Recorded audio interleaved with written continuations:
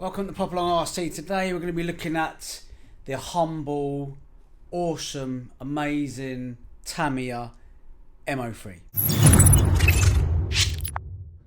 Okay, so first things first, the Tamiya M03. Goodness me, this was a car that got Carl and I back into RC racing after many years. This is my one here. It's been through the wars a little bit. It's got my lucky number on the top there, number 69. Now the reason it's got that on there is because, as everybody knows, 69, well, if you turn it the other way round, it still says 69. It's kind of a magic number. Anyway, this particular version has got the original shell. I had to cut it out here because it would rub quite a little bit here. This was originally released, 1998 it says there. So I don't know, is that right? I don't know. I'm sure you'll correct me if it's wrong. Now we'll be taking the top off this to show you good people what we've got in here. There's some really interesting goodies in here. I've tried to keep this kind of period really and old. We ran this consecutively, these cars, for like probably about 2 years when we got back into it. We run it at the Iconic Cup, we run it indoors at our local, we run it in school playgrounds. Carl and I had such a blast with this car. It was absolutely brilliant.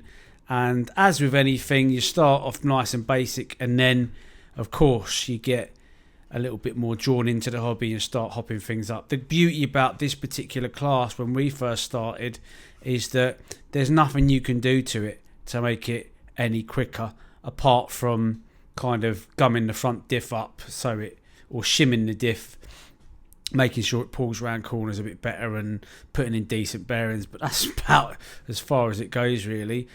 Our club, Leighton Buzzard, in the good old days there, everybody ran these, and it was a class that new people would run, and it was also a class that the older people would run as well. As I say, it was a real level playing field.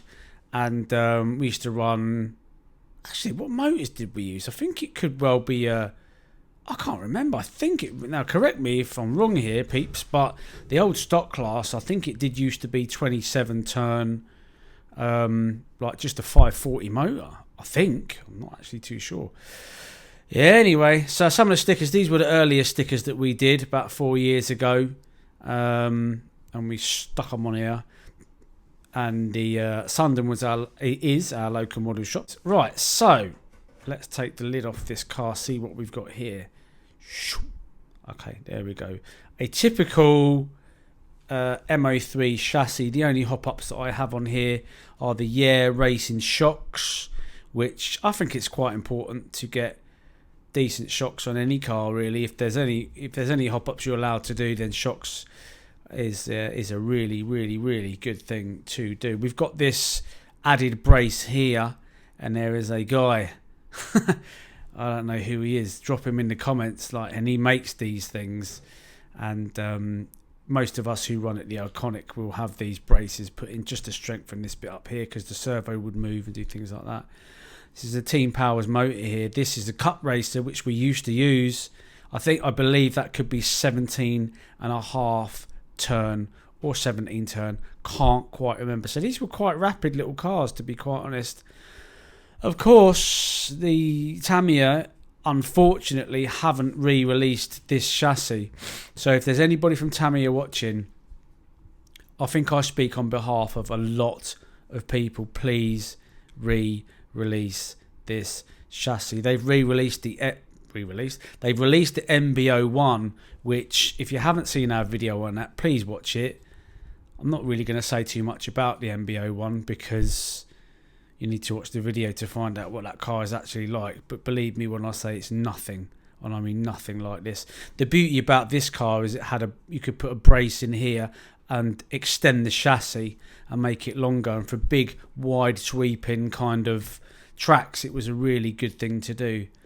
Now, I don't know if you've noticed already, but you need to check out the servo in here. This here is an original KO FET servo. Let me just have a little...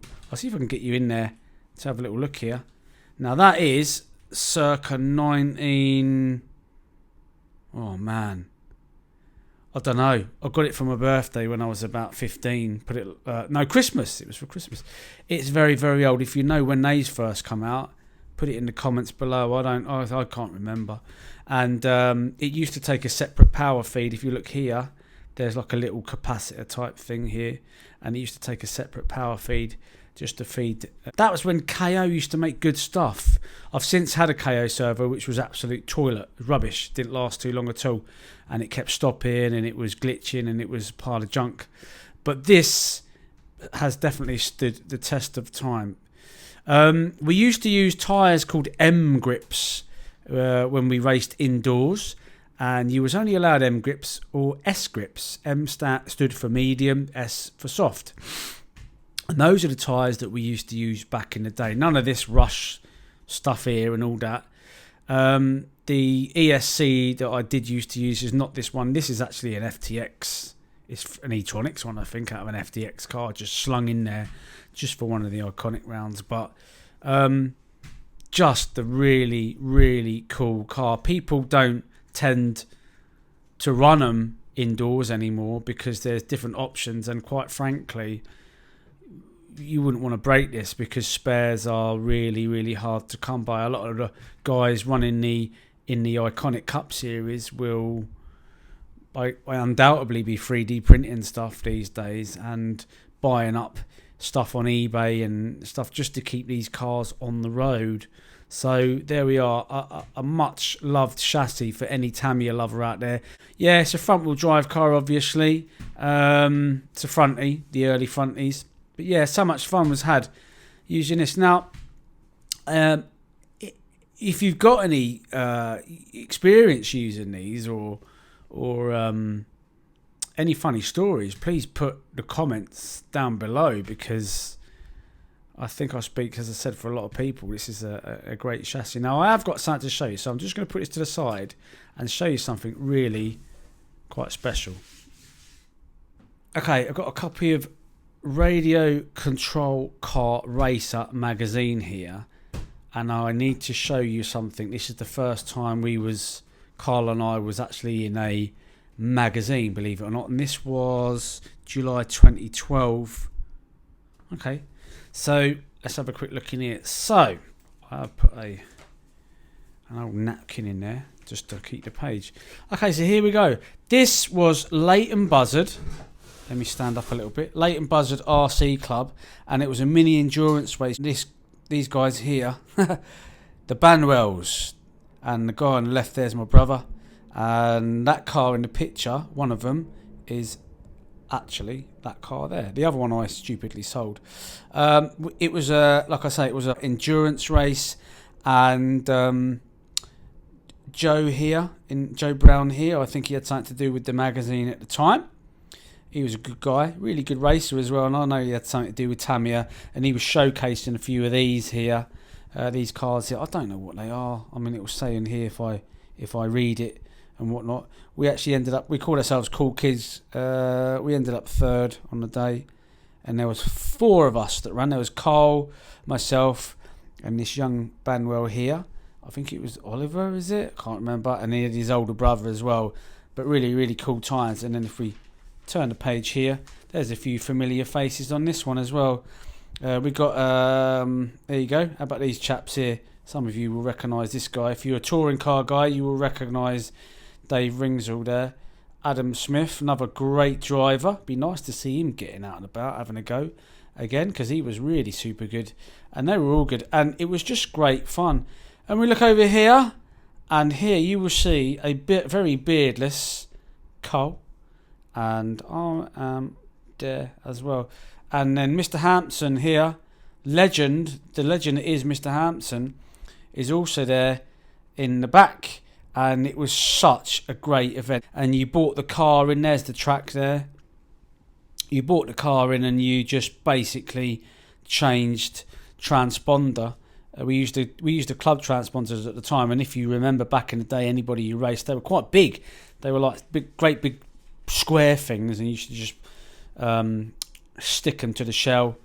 But yeah, I found this, and I've been dying to show you lot a little bit about what we used to get up to. So we've been racing cars for quite some time. Obviously, previous to this, years and years and years ago, when I was a kid, then we come back to it straight into the M03. The reason being, let me just fold that over. Anyway, that's good. That reason being is that we went down to the Leighton Buzzard Club and we saw these and we just thought, well, you know what?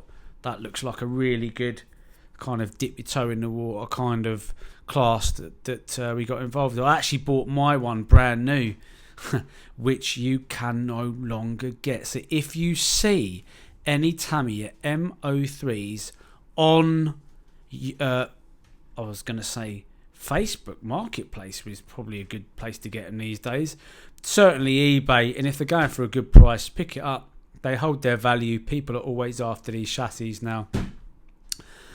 But there you go. So that is the chassis in review. I don't know when I'll use it again. I don't even know if I will use it again, because for me, it's quite an important part of my collection, and I don't want to ruin it or, you know, break it or anything like that. Especially these shells. I think this is an original. If it's not an original, I'm sure you guys will let me know.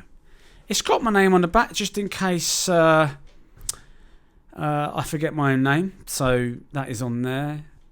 And there you go. So I hope you've enjoyed that. So we've had a lot of people ask, can you put some of your cars on and things like that. So this is the first of many. So there you go. The good old Tamiya M03 Mini. What a great car. Hope you've enjoyed that. We'll see you soon.